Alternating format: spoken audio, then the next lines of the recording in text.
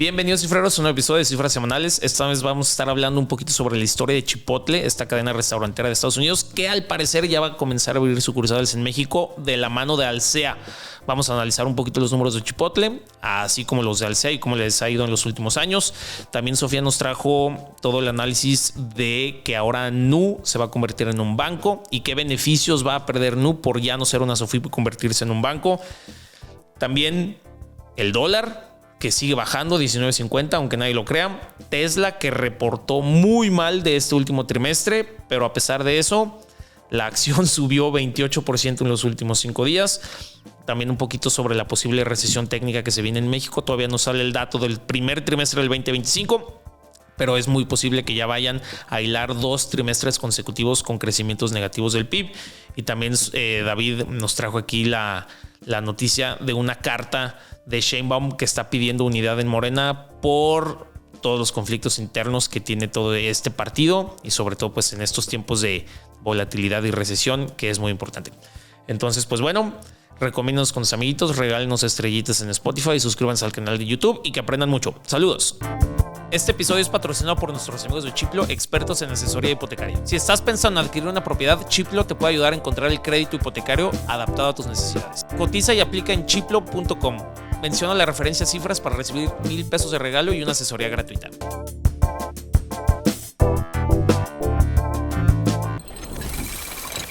La Podhouse, estudio creativo. Estamos de vuelta después de Semana Santa y Pascua, con pila recargada.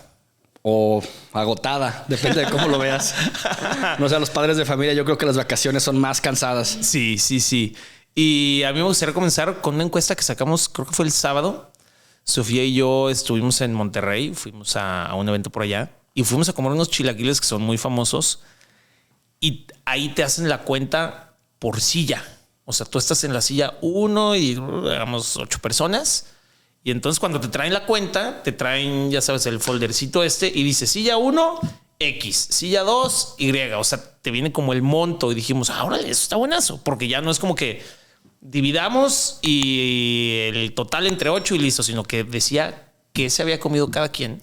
O sea, pero ya no lo tenías que hacer tú. Porque es que, oye, ¿tú qué te comiste? Yo me comí este. No, ya te venía exactamente por silla cuánto tenía que pagar cada uno. Lo subimos a redes sociales, que fueron 10,000 personas aproximadamente las que vieron la historia, y el 82% contestó que prefieren que cada quien pague lo suyo y no se divida la cuenta. Ajá, 82%, güey. Digo, yo creo que hay muchos pormenores porque nos llegaron muchas replies por DM y siempre pues depende con quién vayas, ¿no? Exacto. O sea, si vas hasta con tu propia familia, pues dices, ay, pues por más que mi hermano, el comedor... Depende de la familia, llegan los primos lejanos. Sí, o sea, como que con ciertas personas te sientes cómodo yendo a comer y con ciertas personas sabes que o llegas tarde o mejor lo ves en su casa. No, a ver, tú sabes que de repente, y esto a todos les ha pasado, vas a comer con el típico ventajoso y que de repente pide lo más caro 3 veces con postre y casi para llevar.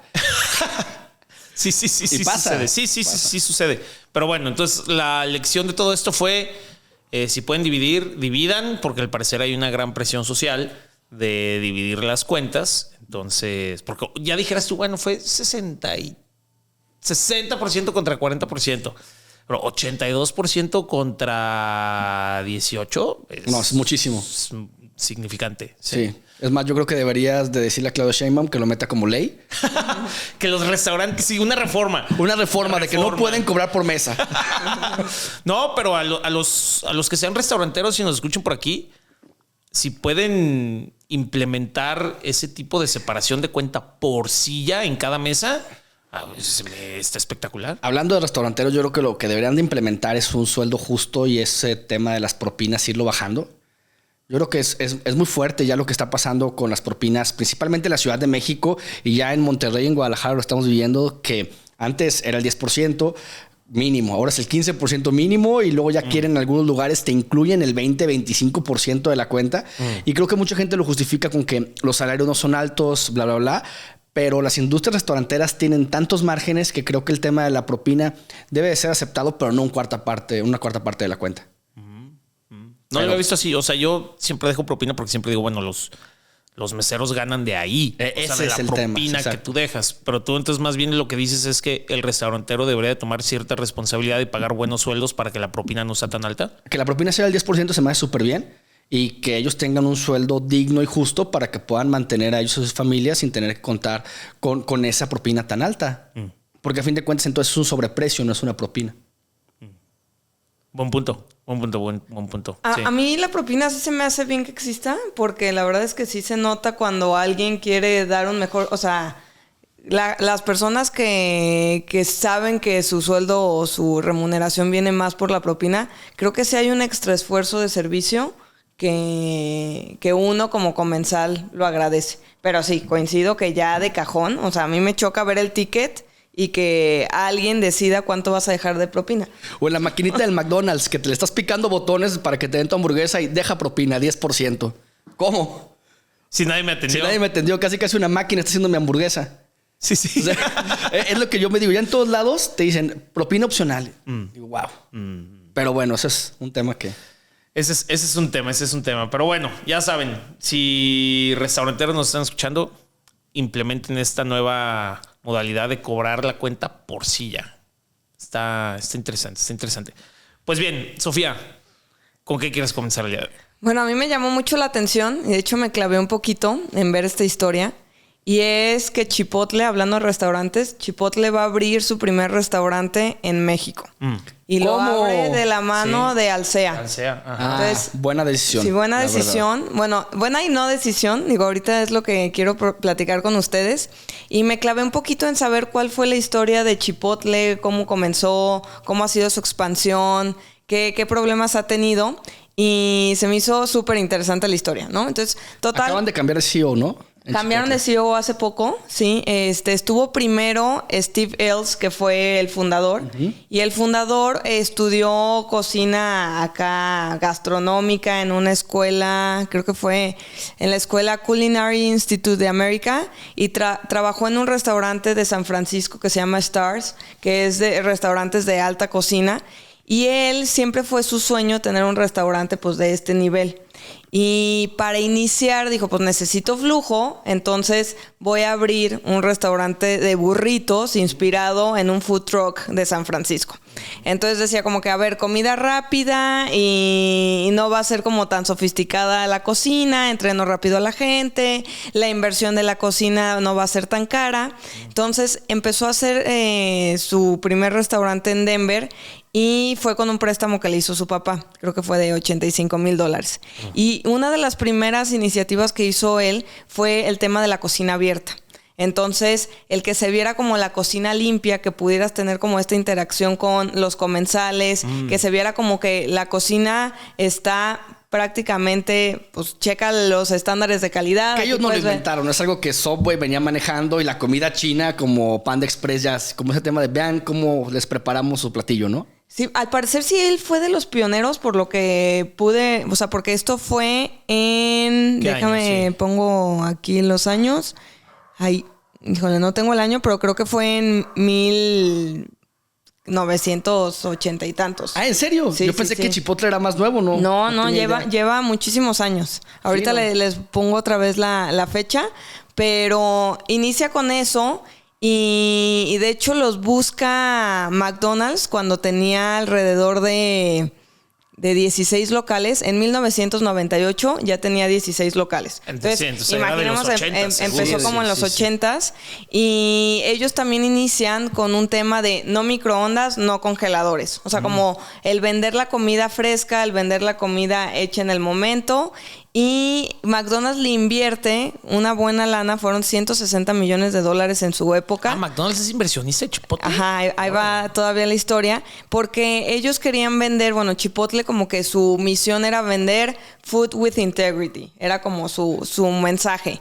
Y a la hora que se fusiona con McDonald's, empiezan 8 años de operación en conjunto, en donde obviamente McDonald's les comparte el tema de logística, cómo se deben de manejar las operaciones. A ver, este cuate era chef, no era empresario, él simplemente quería generar flujo para después poner su restaurante de alta cocina y pues al final pues ni siquiera llega a hacer eso porque lo que hizo finalmente fue estandarizar la cocina del fast food pero con integridad. Entonces McDonald's los fondea. Durante 8 años estuvieron trabajando y no les funcionó la alianza. Y después esta empresa sale a la bolsa y cuando sale a la bolsa, McDonald's se deshace de las acciones, del 90% de las acciones que había tenido cuando le invirtió a Chipotle. Y se me hace muy interesante cómo han podido preservar de alguna manera esta forma de traer la comida mexicana rápida con un tema de un poco más de frescura. Entonces, se sale. Y recordamos, Chipotle, por más que digan que es mexicana, sigue siendo Tex-Mex. Yo nunca he ido. ¿Qué tipo de comida es? Imagínate que es Taco Bell, pero que te lo hace en el momento. Así, chili beans, aguacate con tortillas de harina muy grandes. Entonces, tú agarras tortilla de harina y dices, pónmele pollo, lechuga, aguacate, tal. Ahí mismo te lo envuelven. Ok. Sí, Es como digamos un que Subway de burritos. Órale. Más o menos. Y de hecho tienen muy pocos platillos. Me metí a la página para ver qué vendían. Y tienen burritos, ensalada de burrito. O sea, en vez de que esté en tortilla, está en... Burrito deconstruido, podemos decir. Sí. O sea, en ensalada, en lechuga. O sea, tienen muy pocos platillos, la verdad. Pero lo que se me hizo muy interesante fue, en 2015 tuvieron al parecer una crisis sanitaria terrible. Empleados se enfermaron, muchísimos comensales se enfermaron y en ese momento fue la multa del FDA más grande para restauranteros. Wow. Entonces, tuvo una crisis cañón, seguía de líder el mismo fundador. Pero también cayeron varios dentro de esa crisis de sanidad. Les cayeron... Pues fue la época en la que vieron los videos de cómo los empleados empezaron a grabarse cocinando en Domino's Pizza, en Papa John's, lo de las pizzas y eso. En Burger King. En Yo Burger recuerdo también King. que salía un Entonces, güey parado arriba de la lechuga y así. Ese tipo de cosas empezaron a salir a la luz y fue como ese boom.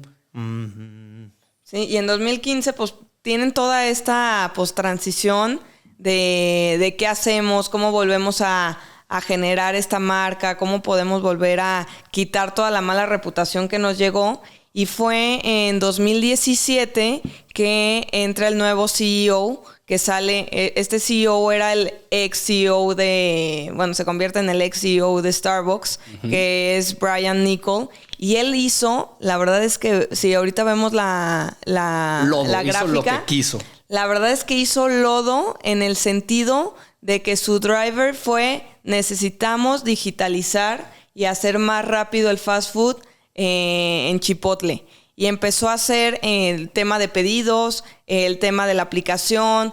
Entonces llegaron a COVID mejor preparados que nadie. En COVID más bien empezaron a abrir más puntos de venta porque ellos ya tenían, se me hizo una iniciativa muy interesante, que en las partes donde hay mucho tráfico, ellos pusieron así como ventanillas para que tú pasaras por tu burrito ya prearmado con tu aplicación y solo lo pasaras como un to-go de drive-thru, pero todavía más eficiente. Se trajo lo que hizo en Starbucks al principio y ese know-how que Starbucks también lo capitalizó mucho durante la pandemia en el tema de no contacto personal. Ya. Y ahí lanzaron una campaña que se llama For Real. O sea, la verdad hicieron muchísimas cosas. Sus canales digitales crecieron el 170%. Y hicieron, otra parte que se me hizo muy interesante, como que hicieron el Dark Kitchen dentro de los Chipotles. Entonces solo había una línea de producción para los pedidos digitales y otra para los pedidos presenciales. Y hicieron un programa de lealtad en el que tú te registras como usuario y empiezas a tener cupones o ciertas promociones igual el día que de tu Starbucks. Exacto. Y ahí, más que nada, era para tener la información del consumidor, a qué horas pide, qué está buscando. O sea, como generar esta base de datos Big y en data. esa base de datos empezar a vender.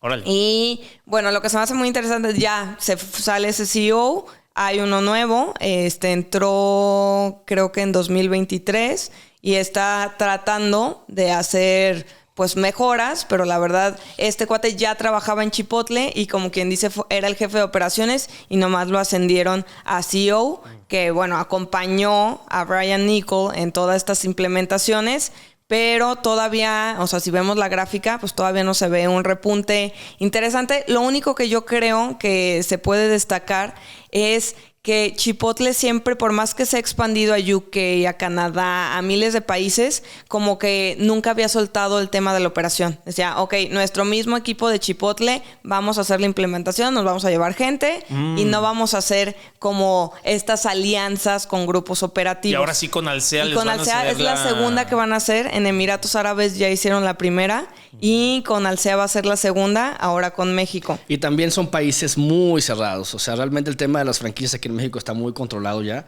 Y Alsea realmente es un gigante. Es un gigante. Antes de pasar al SEA, porque me gustaría nada más platicar aquí un poquito de la gráfica, salió en el 2006 a la bolsa Chipotle Mexican Grill, así se llama por quien lo quiera buscar. Efectivamente, salió en prácticamente menos de $1 la acción. En el 2015, antes de la crisis sanitaria, estaba en $15. Excelentes rendimientos. Se cayó a $5, $6 hasta el 2017, que debe haber sido cuando entró este cuate que decías, el CEO que hizo todas esas implementaciones. Y desde ahí se ha pegado un subidón, pues impresionante, ¿no? O sea, y ahí de llegar a estar en $61 la acción. Digo, ahorita cayó, está en 51, pero ha sido excelente. Y ahí es donde vemos que importa muchísimo el capitán del barco en las empresas. Claro. Que aquí es lo que yo creo que Chipotle va a tener que solventar, porque este cuate, este CEO, es un visionario. Él también fue el que llevó a Starbucks en su momento a un crecimiento muy estable, y cuando salió él, Starbucks entró en una crisis. Ahorita Starbucks está en problemas, se podría llamar, porque la gente ya no le gustaba ir a Starbucks. Perdieron esa parte de la experiencia y no sé si lo regresaron a Starbucks. Sí, lo regresaron. Lo regresaron porque se dieron cuenta que estaban teniendo un problema de crisis existencial. Creo que en algún momento lo platicamos aquí en el podcast. Y yo creo que es muy importante que esas estrellas, que son esos CEOs que tienen como una visión diferente, realmente pueden cambiar a la empresa desde fondo. Sí, no, a mí se me hizo impresionante su intervención. La verdad no fueron tantos años y en esos pequeños años todos los cambios que hizo. Y aquí más bien la duda es si será una buena apuesta o no para Chipotle venir a México. Estaba viendo que Taco Bell ya lo intentó 2 veces. Lo intentó primero en el 2000, llegó en los 90s a Ciudad de México y en 2 años las sucursales que habían llegado se fueron. Es que ese fue su error. O sea, si por ejemplo Chipotle quiere abrir bien, no tiene que abrir en la Ciudad de México, tiene que abrir en el norte del país. Claro. Y ahí va. Taco Bell lo hizo en 2007, llegó a Monterrey pensando en que pues los norteños de alguna manera están más cerca de Estados Unidos, la cultura americana está un poco más permeada, y en 2010 se volvió a ir. O sea, duró 3 años tratando de abrir operaciones. Y lo que le critican un poquito a Taco Bell es, a ver, llegaste y en tu menú había sour cream, había cheese de... No tropicalizaste nada. O sea, entonces yo no sé cómo vaya a llegar Chipotle, si va a entender que no nos encanta el queso amarillo derretido, si las tortillas van a... bueno, a ti.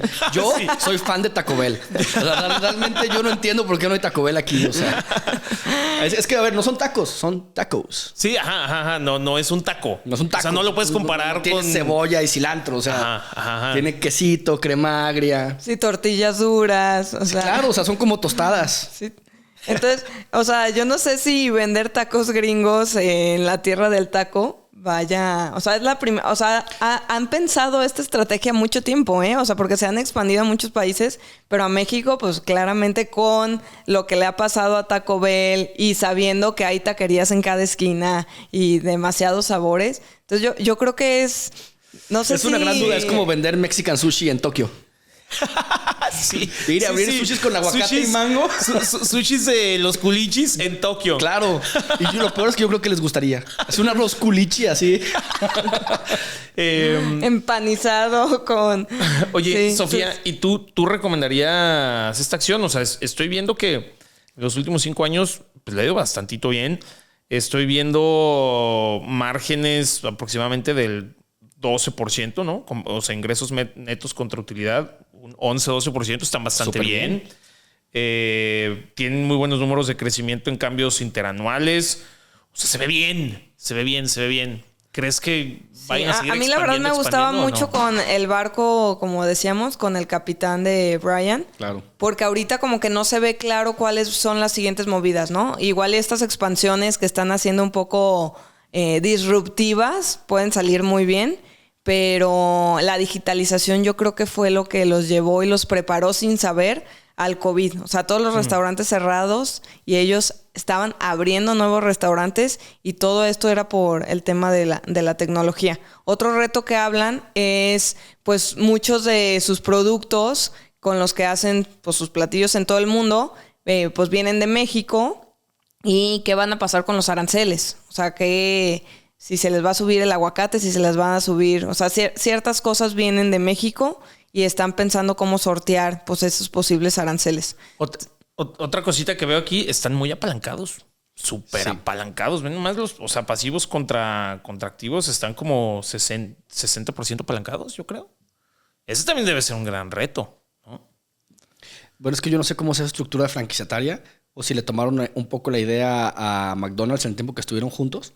No sé realmente cuál sea su core business. Su core business sea la venta de alimentos. Casi todos son de ellos, ¿eh? Sí, o sea, casi no son franquicia. No... O sea, de hecho, cuando se unen con McDonald's, dicen, preferimos que McDonald's nos invierta capital a tener que vender franquicias porque tenemos que continuar con el control. No, pues entonces ahí tienes la respuesta. Ha sido crecimiento con puro capital y realmente es poco el apalancamiento que tienen con el crecimiento que están manejando. Significa que sus flujos son buenos. O sea, pero si ya también si la propuesta o la idea es una buena apuesta. Es una porque apuesta. Si hasta ahorita han crecido de esta manera, sin franquiciatarios, con puro capital propio y apalancados, y a partir de ahorita, que puede ser estrategias de este nuevo CEO, digan, vamos a vender franquicias a grupos muy grandes en otros países para bajar pasivos y generar mucho mayores ingresos de royalties y regalías y todo esto, puede ser una gran apuesta. Le puede ir muy bien. A ver, aquí en México Alsea tiene el dinero para abrir las tiendas que quiera. Sí, pero no le ha ido muy bien, ¿eh? No le ha ido muy bien. A ver, aquí tengo la gráfica. En un año Alsea lleva menos 35%. ¡Órale! En los últimos 5 años, más 135%, que no está mal, ¿no? Es que ha de ser como un poquito más de 30% anual. Pero en el último año le ha ido bastante mal.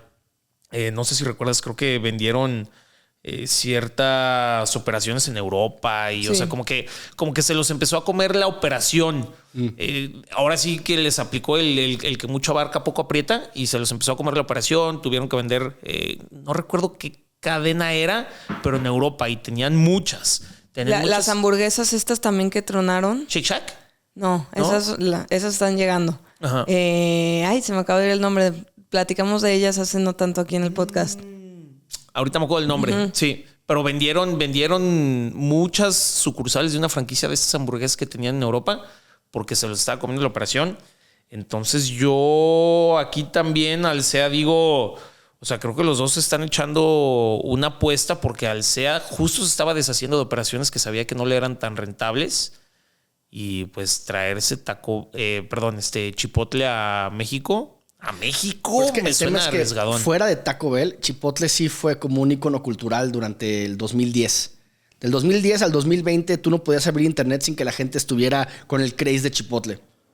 Entonces yo creo que eso puede llegar a influir, que realmente fue como un tema muy instagrameable el Chipotle y el crecimiento que tuvieron fue con la juventud. Eran muchos los jóvenes los que les gustaba ir a Chipotle por su rapidez, porque era fresco, etcétera, etcétera, por lo que ya nos comentó Sofi. Pero creo que de eso se pueden agarrar. Veamos, creo que va a estar interesante. Ya Pues quiero que lleguen para ver. A ver, sí. Pues a ver. Bien, qué buena noticia. Yo creo que iría a probar y me dejaría sorprender. Yo soy fan de los burritos. Pero, o sea, ¿preferirías ir, por ejemplo, un viernes con tu señora a unos taquitos de lengua aquí en Guadalajara, así rico, o a Chipotle? A ver, Chipotle nunca llevaría a mi señor un viernes. Me divorcio, yo creo. Pero yo creo que sí se me antoja de repente un martes, no sé. Bueno, pero a ver, es que a mí de repente sí se me antojan unos taquitos de lengua o de cabeza así un viernes en la noche. Completamente de acuerdo. Sí. Es muy diferente. Uno es comida rápida y los tacos aquí en México siguen siendo gourmet. Pues la verdad, un taco de lengua te cuesta 55 pesos. Sí, los baratos. Y los baratos, ¿no? Entonces yo creo que sí es una salida gourmet ir a cenar tacos de lengua. Es cierto. Y también depende de dónde los pongan, ¿no? O sea, yo creo que si los pones en una salida, nosotros aquí en Guadalajara, la salida Vallarta, pues es, o sea, rápido, rico, o sea, yo Por creo eso que hay como 3 subways en esa salida, sí. No, a ver, o sea, váyanse al food court de la plaza que quieran. Y yo no he visto cosas que quiebren los food courts. O sea, hay cosas que están más llenas que otras, pero ¿cuánta gente? El flujo es impresionante. Sí, o sea, yo creo que dependerá de dónde los van a poner. Si los ponen al lado de Campomar, pues no sé, ¿no? Pero si los empiezan a poner en puntos estratégicos, que Alsea sabe cuáles son los puntos estratégicos, yo creo que sí pueden tener... Shake Shack no les pegó, sí, Alsea. La verdad, no he visto ¿Shake Shack es del SEA? Sí, yo creo que no tanto. Al menos aquí en Guadalajara no. Pues lo quisieron hacer como un esquema muy fresa, ¿no? Sí, a lo que yo sé, como de que vea Landmark y mete una Shake Shack, que flojera. Exacto, sí, que flojera. A mí no se me antoja ir por una hamburguesa a Landmark. No. Sí. Pues bueno.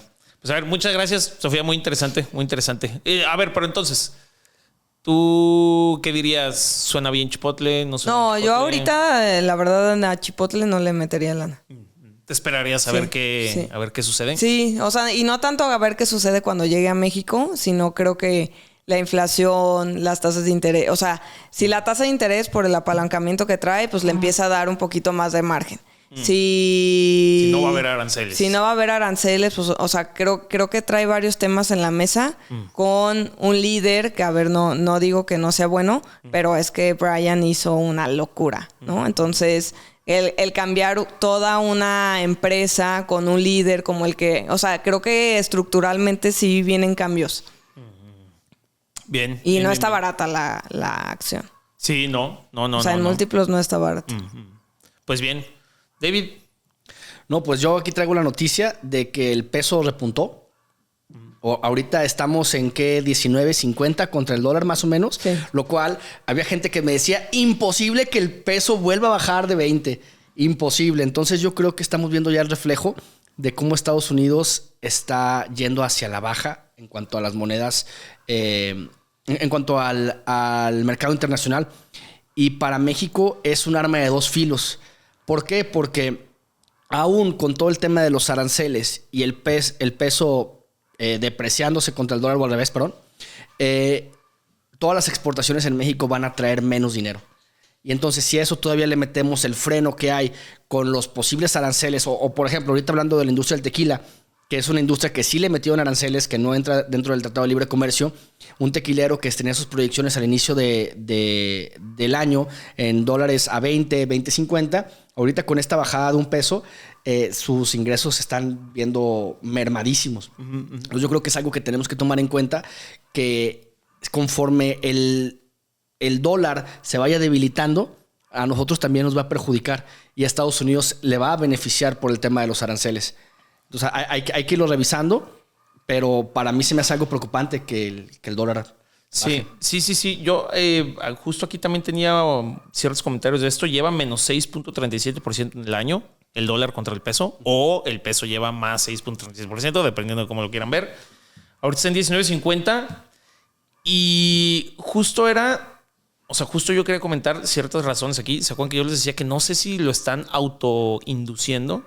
No sé si yo cada vez creo más eso, ¿eh? ¿Va que sí? Por supuesto. Ahí te va, ¿qué fue lo de la semana pasada? Trump le empezó a echar mucha bronca a Jerome Powell, que es el presidente de la Fed, que es, creo que su homóloga aquí en Banjico es Victoria Ceja, creo que se llama. Rodríguez Ceja. Y Jerome Powell, siendo el presidente de la Fed, pues tiene una posición muy importante en los mercados porque un mal comentario de él o un buen comentario de él puede afectar mucho a los mercados por la independencia que debe de tener el Banco Central del Poder Ejecutivo en todas las naciones, que por cierto aquí ahorita también les quiero mostrar un estudio que me encontré ayer sobre la independencia de los bancos centrales. Está buenísimo. ¿Por qué? Porque antes de que los bancos centrales fueran o tuvieran esa autonomía de los gobiernos o de los poderes ejecutivos, se veía muchísima inflación en el mundo, ¿no? ¿Por qué? Pues porque obviamente presidentes imprimían pues como Miguel de la Madrid aquí, que tuvo 2 hiperinflaciones, pues que decían, pues impriman dinero. Así como como niño de primaria, de que no, pues Claro. impriman dinero y regálenselo a los no pobres. hay dinero, pues impriman más. Sí. Entonces, pues bueno, en algún momento dijeron, oigan, pues igual y estaría bien que el presidente no tuviera decisión sobre si vamos a imprimir dinero o no, porque pues al final son políticos, ¿no? Entonces, bueno, Trump le empezó a echar muchísima bronca a Jerome Powell. ¿Por qué? Porque Trump quiere que bajen las tasas. Ahorita, ¿en cuánto está en Estados Unidos? ¿Como en 3.54? No, está más, ¿verdad? 5, 4.50, ¿va? según yo. Sí, no, sigue altísima, no la han bajado. Las últimas 2 decisiones de la Fed la han mantenido. Trump quiere que bajen las tasas. ¿Por qué? Porque Trump quiere que pues, el dinero sea mucho más barato para que se reactive más la economía. Y Jerome Powell le ha estado diciendo como, no, güey, no los va a bajar ahorita. ¿Por qué? Porque hay todavía presiones inflacionarias y estás poniendo tus aranceles, lo cual va a encarecer las cosas, y el encarecerse de las cosas va a crear más inflación. Y yo soy el que está a cargo de las políticas monetarias de este país, no tú, y tengo autonomía. Entonces de repente Trump dice, pues yo le voy a pedir a la Suprema Corte de Justicia Que te cambie. que me investigue si sí te puedo quitar o no. Entonces como que empezó, yo ahí como que dije, mira, se está volviendo como AMLO, ¿no? De que atacando a estos organismos autónomos gubernamentales. Que es su propia gente. Creo que o sea, realmente. Sí. Él lo puso. Él lo puso, sí. Trump lo puso en el 2018 después de Janet Yellen. Porque como funciona igual que aquí en México, el presidente lo asigna o lo propone y luego el Senado lo ratifica. Funciona igualito en Estados Unidos. Él lo puso, pero pues ahorita nos están llevando bien. Entonces, cuando dijo eso, como que, pues, o sea, imagínate, la Fed, el banco central de la economía más grande del mundo, perdiendo autonomía porque el presidente lo quiere correr, pues causó muchos estragos contra el dólar. Entonces, pues ahí fue que se pegó una bajada, se pegó una bajada del dólar. Y ya después, creo que el miércoles o el jueves dijo, no se crean, no, yo nunca dije eso, pero me gustaría que bajaran las tasas de una manera más activa. Algo así dijo, ¿no? Entonces, bueno, yo aquí lo que pienso es eso. O sea, yo no creo que Trump sea tan güey como para decir eso y luego decir, no se crean, no lo quise decir. Él no da pavo sin guarache. Todo esto es un juego. ¿Va? Claro, bueno, al parecer, y le está beneficiando.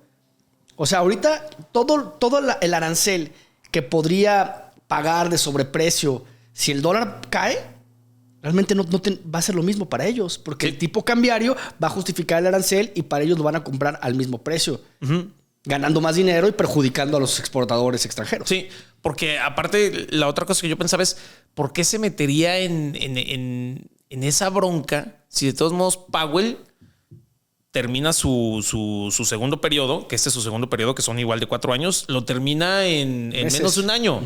Lo termina. Entonces, ¿para qué te meterías en esa bronca si tú apenas vas comenzando este periodo presidencial? O sea, como que, no sé, no me hace mucho sentido. Entonces, esa fue la primera. Y bueno, esa fue muchas de las razones por las cuales bajó el dólar la semana pasada. No sé si Sofía tiene otras, pero esa específicamente ese día se vio muy afectado. Sí, y yo creo que también, o sea, venía escuchando que apenas van o se cumple esta semana 100 días de Trump en el gobierno. Y creo que si a quien le preguntas haces decir, no, hombre, han pasado demasiadas cosas. Podría escribir un libro que se llame Los primeros 100 días de Trump y sería de 1500 páginas.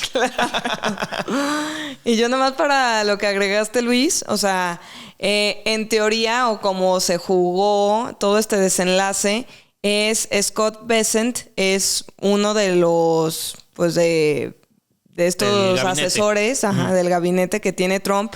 Y al parecer él fue el que intervino mucho como, a ver, tranquilo, está haciendo bien su chamba, todavía la inflación sigue así. O sea, como que fue el que, no solo él, sino fue él más otros asesores, de decirle, a ver, la independencia es buena y la necesitamos, bájale un poquito. Y ya fue cuando después Trump sale a decir era broma, yo no lo dije, o no lo pensaba así.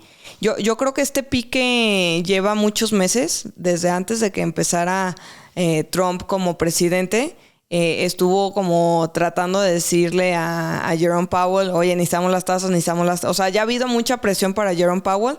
A mí me ha gustado mucho que se ha mantenido como muy firme. Creo que eso da una buena sensación en la independencia. Se te hace a mí me ha hecho pensar que deberían de haber mantenido una unión. Si están haciendo tantos casos, o sea, siento que está debilitando la fuerza política de Trump.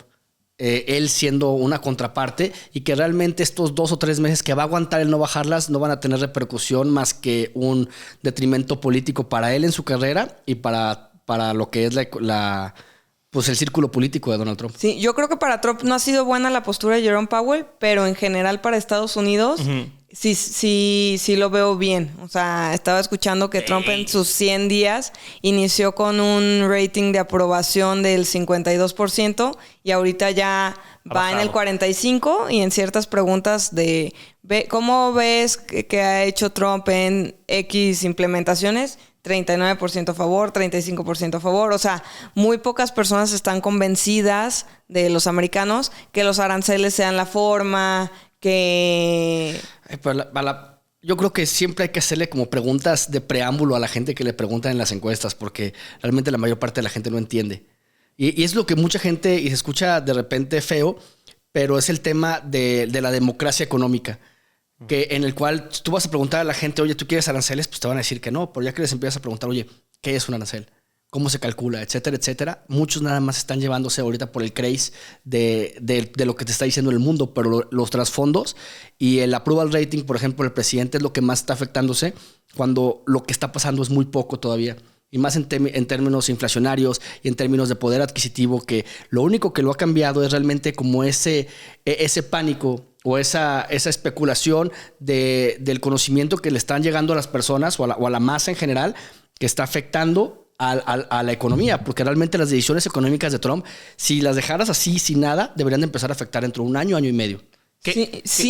Sí, pero yo creo, ahora sí, somos humanos, somos irracionales, somos emocionales, y yo creo que toda esta percepción del 39 o del 70% de las personas son lo que definitivamente mueven el consumo, la toma de decisiones, o sea, y si no estás bien enterado, no entiendes bien, o sea, pues no te ha llegado el conocimiento como debe ser, vas a tomar alguna acción y esas acciones son las que multiplicadas generan el pánico, generan Entonces, a mí esa percepción colectiva es la que me da pendiente en la economía.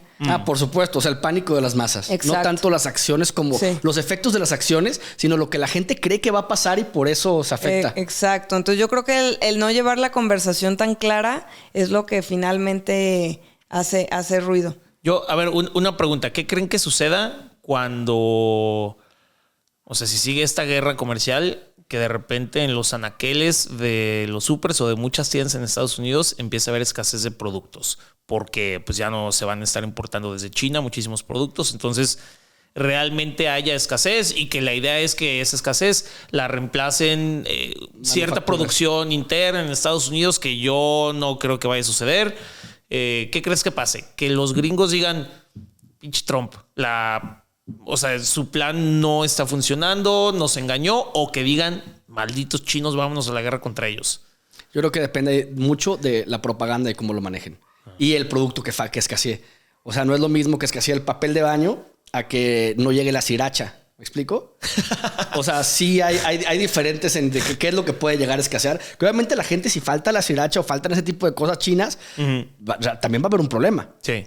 Pero sí importa mucho y también depende de cómo lo maneje tanto la política pública de Estados Unidos. Que no haya, que en 2 años no haya iPhone. ¿En cuál vamos? Como en el, ¿tú qué eres ustedes? 16. Vamos en el 16. Que no haya iPhone 17 y 18, porque se van a tener que esperar hasta el iPhone 19 porque están mudando todo el supply chain a otro lado. Bueno, que ya está medio mudado la India. Pero a ver, hipotéticamente, que no haya iPhones nuevos durante 2 años. ¿Qué dirían los gringos? Malditos chinos, vayámonos a la guerra contra ellos, o Trump es el culpable de esto. Yo creo que ahí dirían Trump es el culpable y el perjudicado sería Apple, porque tienen que comprar un celular. Sí, pero yo te digo, o sea, la sociedad estadounidense, ¿cómo habría descontento hacia el presidente, yo creo. En ese caso. Y creo que ya hay ejemplos en el corto plazo pasando. Justo estamos en temporada de reportes y llevan alrededor del 75% de las empresas de Estados Unidos que ya reportaron. Y nunca yo había visto esto, pero no hay guideline para el futuro. O sea, no hay...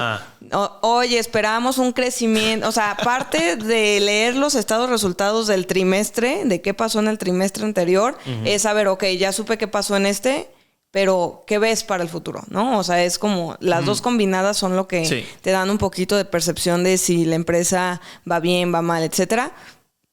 O sea, la mayoría de las empresas dijo, no va a haber guideline porque no sabemos qué pronosticar.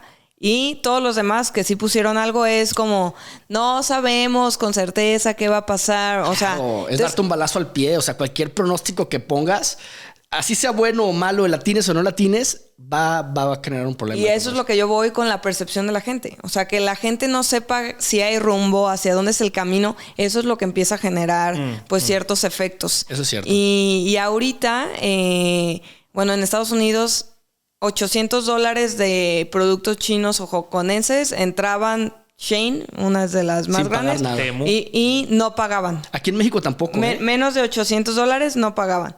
Y impuestos en aduana. O sea, aranceles. Aranceles. O sea, entraban así sin preguntar. El ticket viene de menos de $800, pasa. Ahorita ya llevan, creo que esto se implementó el 25 o uno de estos días, ya iniciaron los aranceles para los minis o algo así, minors o no sé cómo se llama, que son los productos menores de $800 y ahora sí están pasando por frontera. ¿Y sabes cuánto se elevaron las cosas? Alrededor del 140%. ¿Por qué? Porque es el impuesto de 125 para los chinos, más el extra que están pagando, porque antes pasaban sin trámites de aduana y ahora tiene que asumir a alguien pues ese trámite. Entonces, alrededor del 150% de subida de precio, que 50 millones de americanos compran Shein. O sea, es un mercado más grande. Entonces, o sea, ya están pasando cosas. Y qué bueno. La verdad, o sea, Shein no es una empresa que debamos de proteger. No, o sea, pero más bien estoy hablando como del efecto inmediato que ya vas a traer. Que Shein sí trae telas feas y tratados malos. Manufactura infantil. Exacto, no quiero decir todas las cosas malas. Pero también, pues muchos americanos ahí compran la pala para hacer su huevito en la mañana. A ver, entonces, no, que ahí empezó el problema, porque aquí en México, también desde hace como unos meses, tú para traerte cualquier producto de Shein o para cualquier cosa ya te están pidiendo un RFC. Y tiene que venir impreso y tienes que traértelo para las muestras. Para aduana, para UPS, para FedEx, para todo. Te piden ese RFC donde antes no te pedían nada y nadie te cobraba nada y ahorita es un tema. A ver, ahora mi pregunta es, la Swiftie que compra sus outfits en Shein, ¿se va a enojar con Trump o ya se va a enojar con China? Swiftie. O sea, tu pregunta literal, o sea, va a ser lo que Taylor Swift le diga que haga. Bueno, creo que esa es la respuesta literal a mi pregunta. A ver, si Taylor Swift llega y dice, oigan, tranquilos, no se paniquen, la economía no va a pasar nada, ¡fum! Calma el pánico. Voy a hacer otra gira. LeBron James y ella, o sea, listo. No, ¿cómo se llama el novio de Taylor Swift? El que juega americano. Pero él es famoso nada más porque es novio de Taylor Swift. No, pero también fue campeón del mundo, ¿no? En el Super Bowl. Ah, sí, pero es corredor. O sea, realmente no es un quarterback. ¿Ah, sí? Sí, realmente no. No sabía. Yo pensé que sí era famosón. Pues ahorita es mucho más. Ya. Bueno, yo traigo otra noticia nada más rapidísimo hablando de unidad. No sé si ustedes saben que Claudia Sheinbaum mandó una carta a los dirigentes de Morena, la cual es una carta todavía secreta que va a ser publicada en la reunión nacional de Morena, algo así, el 4 de mayo. Todavía no sabemos qué dice. Todavía no sabemos exactamente qué dice, pero es bueno, no es un ataque o es como un pedido principalmente a Dan Augusto y a Monreal. Claro. Por todos los temas que han tenido desde la campaña de esta chavita Andrea en el norte, a Monreal que lo cachaban utilizando helicópteros, etcétera. Como que se está casi desmoronando ahorita la cohesión del partido de Morena. Sí. Entonces Claudia está como pidiendo esa unidad. Sí. Entonces vale la pena ver qué pasa con esa carta. Es que es claro. Digo, creo que nos pasamos ahí el chismecito político. Pero Adán Augusto es el coordinador de la Cámara Alta o la Cámara Baja, ya no sé cuál. No sé si de los senadores o de los diputados. Los senadores, ¿no? De los senadores. Luego Monreal es como el dirigente de Morena. Y luego tiene a Noroña en la otra cámara. Ninguno de ellos es del equipo político de Sheinbaum. Entonces, cualquier cosa que ha tratado de hacer Sheinbaum internamente de reformas, así, pues se las tapan. ¿Por qué? Pues porque... Y eso estuvo fuerte. O sea, la ley contra el nepotismo, que la bloquearan. Sí. Y pues Sheinbaum también los ha estado atacando con el tema del huachicol, Digo, para el que no sepa, todo el tema del huachicol pues es manejado por los altos dirigentes de Morena. Bueno, por los altos dirigentes del poder en turno. Claro. ¿No? Ahorita les tocó a los de Morena.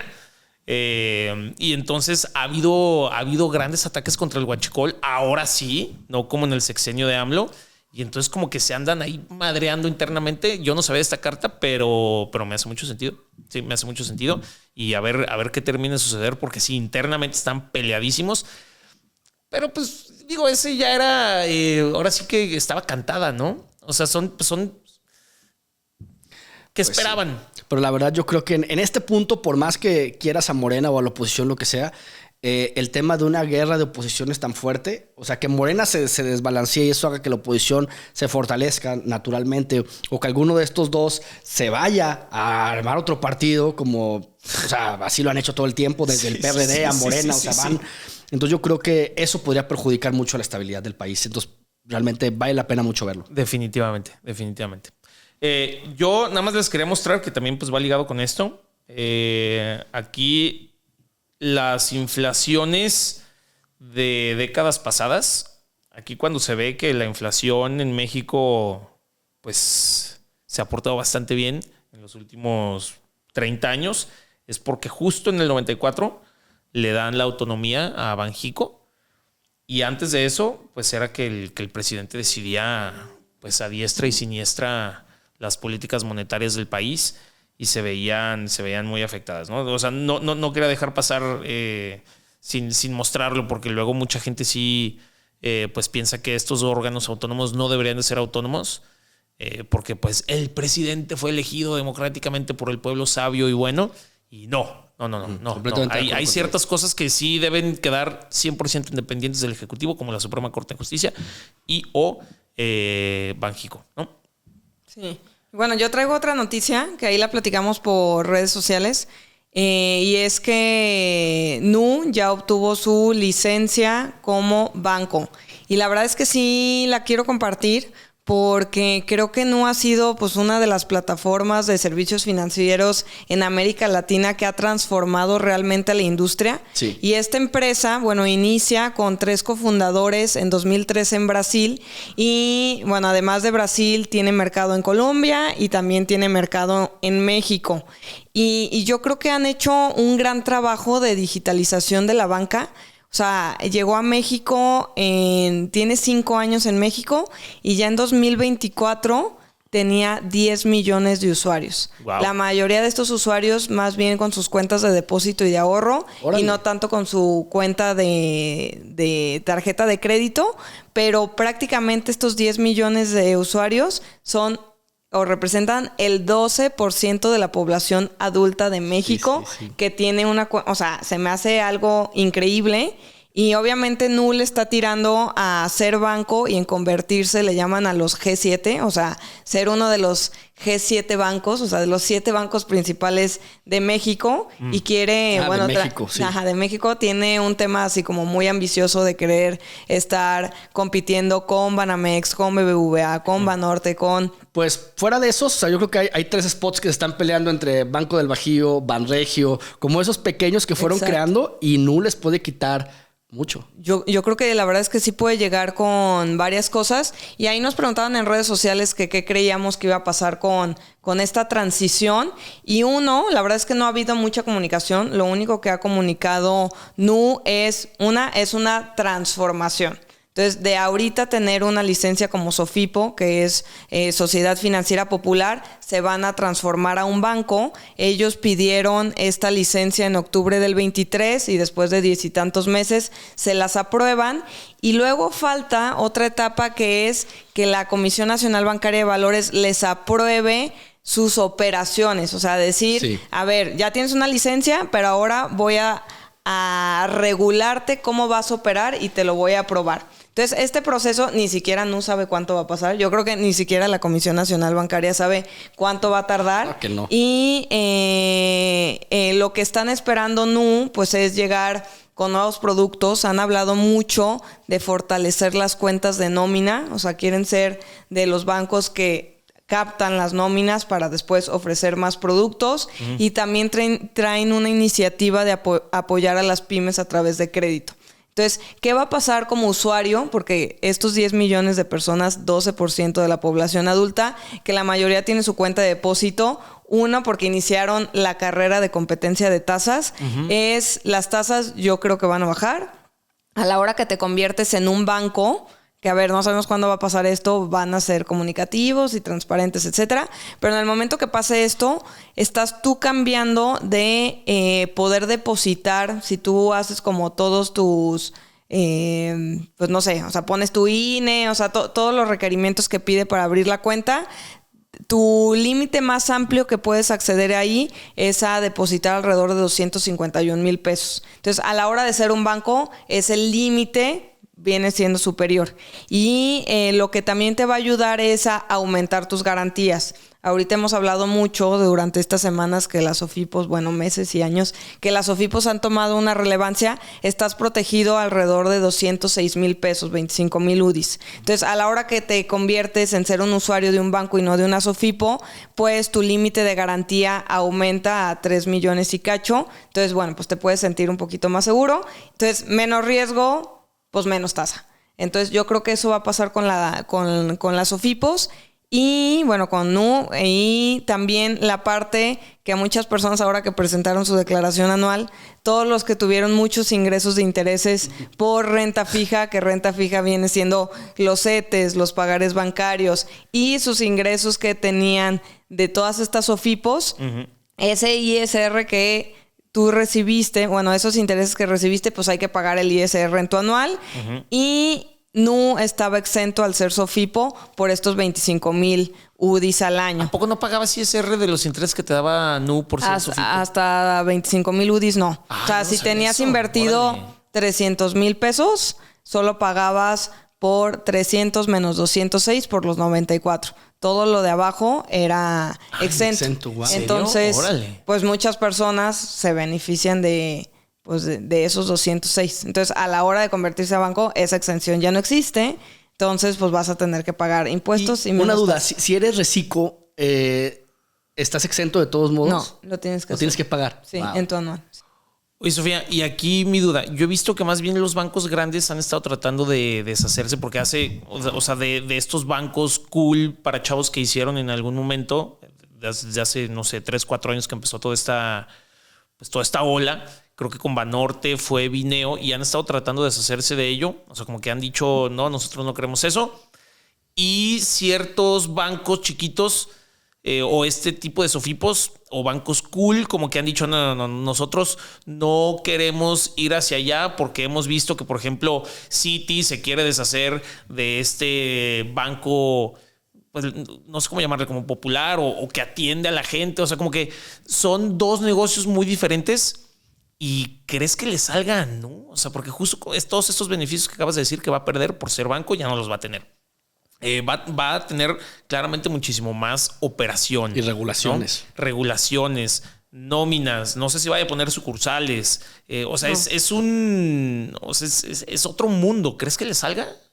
Yo creo que sí tienen oportunidad. La verdad es que yo creo que no había visto nunca posicionarse un banco tan bien o a una institución financiera tan bien. O sea, Belinda ahorita es su imagen y Belinda es ahorita, pero hace 3 meses era otro artista. Creo que lo han hecho súper bien con su imagen.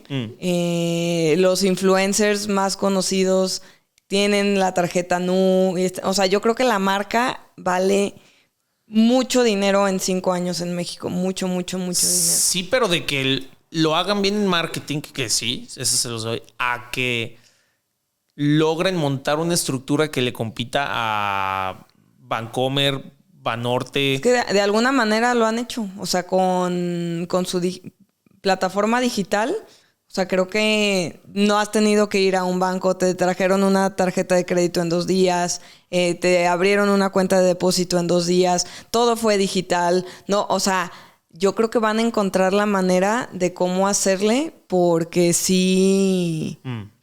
Y yo creo que sí, porque realmente a los bancos les está dando flojera el manejar con el cliente persona física chiquita. Está dando flojera manejar con el que recibe nóminas. La estructura organizacional de los bancos ya no les da para eso. Realmente el tema de ser banco lo que te beneficia principalmente es que puedes también atender a personas morales. Claro. Y el tema de atender a personas morales cambia completamente la forma y el nivel de operación que maneja un banco. Claro. Entonces yo creo que no le puede estar tirando para allá. Porque si tú le preguntas, por ejemplo, a BBVA qué tanto le conviene entre su banca empresarial contra su banco de personas físicas, el nivel de revenue que tiene seguramente va a ser similar, pero la cantidad de operación en personal, de nóminas que manejan debe de ser muy diferente. Sí, claro, debe ser mucho más eficiente la empresarial. Muchísimo más eficiente. Claro. Por ejemplo, yo en la banca empresarial yo uso Santander, y en Santander tú cuando estás en banca empresarial no tienes una sucursal. O sea, ellos van a tu oficina, te llevan tus cosas, tú pones tus dedos, en ningún momento te paras en ningún lado, ¿no? Entonces a lo mejor no puede aprovechar eso también, pero ya que te subes al tema, no de pymes, que a lo mejor ahí sí pueden entrar, pero que subirse ya al tema empresarial es un tema muy personalizado todavía. Sí, no, yo creo que no van para allá, o sea, van a un tema más retail y ahí sí creo que lo pueden hacer bastante bien.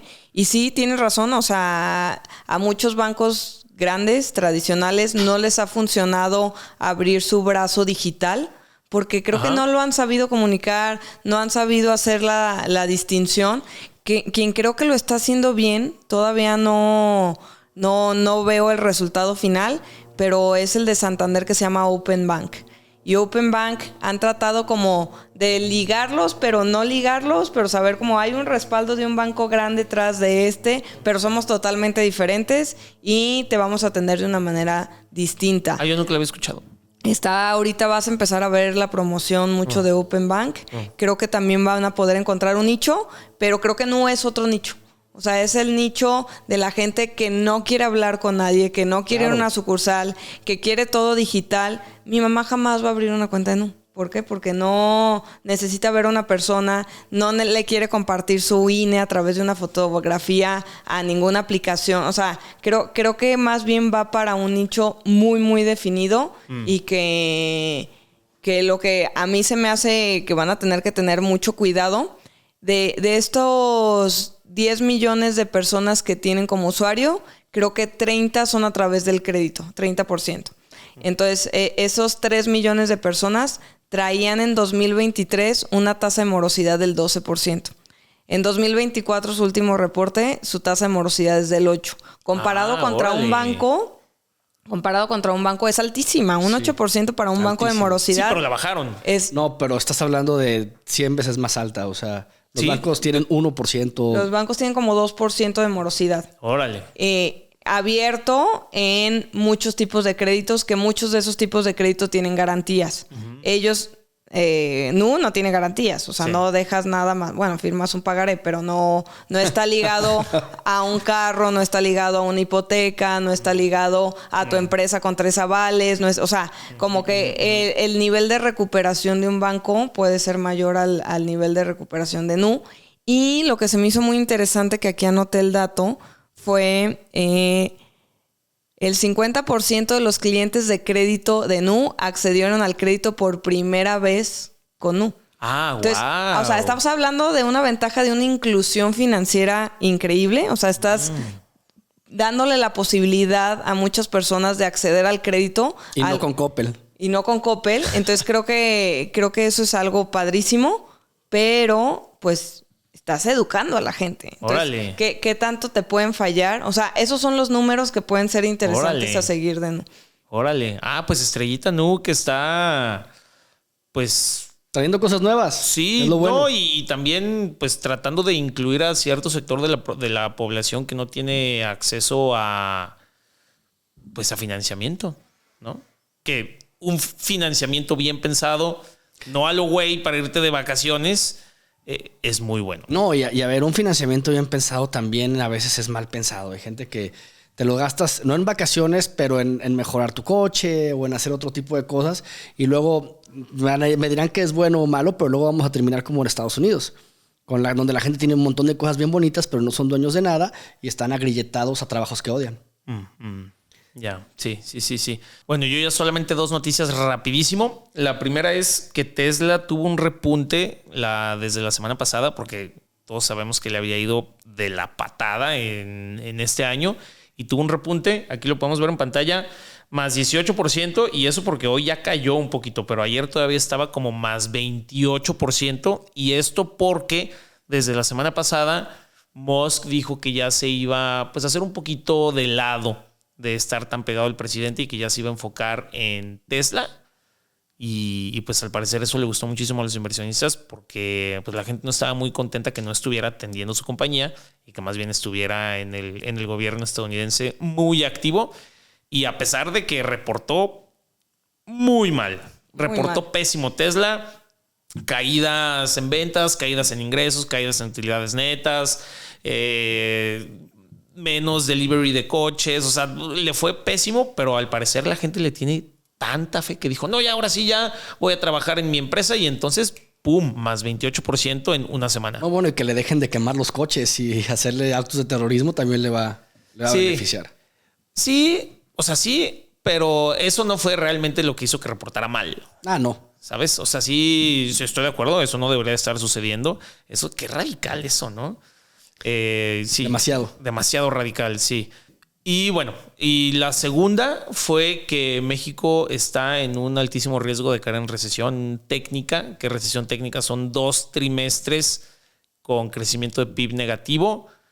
El último trimestre del 2024 cayó en negativo y ya está por salir. Ya ves que primero sale el dato oportuno de quién sabe qué y luego el del IGAE y luego quién sabe qué, pero al final el oficial es el del INEGI. Ese todavía no sale, todavía se está especulando si va a ser negativo o no, pero pues yo pienso que sí. Debería de. Sí, y aquí nada más quería aclarar, porque mucha gente dijo, no, pero es que no es cierto, no cayó negativo. Hay 2 diferentes formas de medir el PIB. Imaginemos que aquí tenemos 10 y luego el PIB estuvo en 11 y luego en 12 y luego en 13 y luego en 10.5, ¿no? Entonces, ¿qué pasa aquí? Aquí tenemos el trimestre 1, trimestre 2, trimestre 3, trimestre 4 y aquí vuelve a ser trimestre 1 de un nuevo año, ¿no? Entonces, ¿qué pasa? Normalmente hay unas mediciones que es year over year, que es, aquí estás comparando el trimestre 1 del nuevo año contra el trimestre 1 del año pasado y entonces aquí dices, no, pues sí creció, ¿no? Fue positivo. No, entonces sí creció, pero si lo comparas contra el trimestre anterior inmediato, pues entonces tuviste una caída del 13 al 10.5, ¿no? Entonces estas pueden ser las diferencias que puede haber en las mediciones del crecimiento del PIB. Si lo comparamos contra el del año pasado, el último trimestre del 2024 sí creció comparado contra el último trimestre del 2023, ¿no? Pero si lo comparamos el último trimestre del 2024 contra el tercer trimestre del 2024, pues sí cayó, ¿no? O sea, iba así y cayó, ¿no? Pero aquí están diciendo, no, pero sí creció porque lo están comparando contra esta base. Claro. ¿No? Entonces hay que ver, siempre hay que fijarse muy bien si lo están midiendo year over year, ¿no? O sea, año contra año o contra el trimestre inmediato pasado.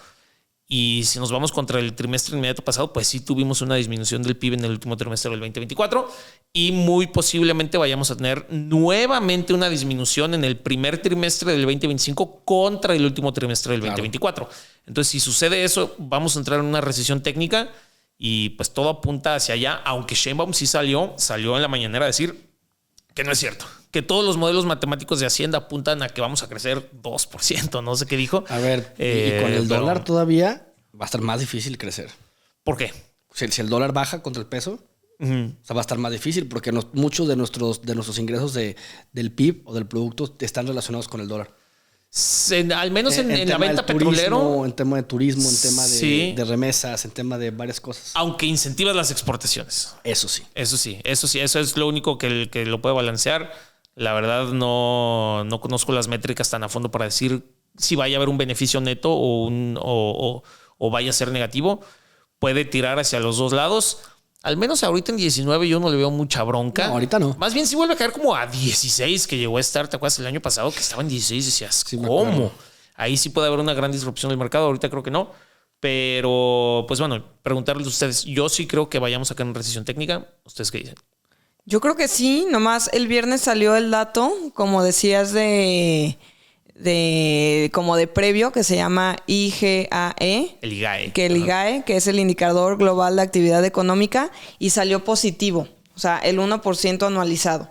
Entonces, de alguna manera, este preindicador te dice que febrero pues, fue de crecimiento en los sectores de manufactura y servicios. Entonces, posiblemente no caemos en recesión técnica, pero de que hay una desaceleración, hay una súper desaceleración.